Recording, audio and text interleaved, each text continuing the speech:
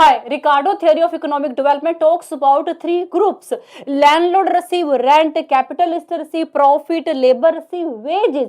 Capital accumulation is very important, which mainly depend on profit earned by capitalist, because capitalist reinvest this profit. As a result, investment, output, employment, income increase. It will be called progressive state of economy. As economic development proceed, wages increase. As wages increase, population also increase. Like Malthus, Ricardo also believe as wages increase, population also increase. As population increase, demand for food increase. That means we have to increase production of food, but our land is fixed. That's why we start cultivating in inferior quality of land. Productivity of inferior quality of land is very low. That's why production fall. Demand of food high, but production is less. As a result, prices of food increase. As prices of food increase, that means we have to increase wages, because we have to provide wages according to subsistence level. That means we have to give enough wages so that employees can buy their food. Their marginal productivity fall due to inferior quality of land, but their wages increase. Marginal productivity of labor fall, but their wages increase. As a result, profit of capitalist fall.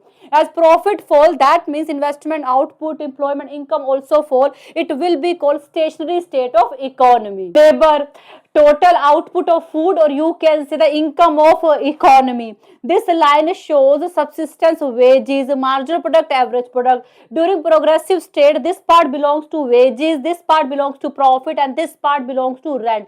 As economic development proceed, marginal product of labor fall, but our wage bill increase. Earlier, this part, this square represent wage bill, but now this whole rectangle represent wage bill. As wage bill increase, that means profit fall. This part called rent, because difference between MP and AP will be called rent. This part called rent, this part called wages.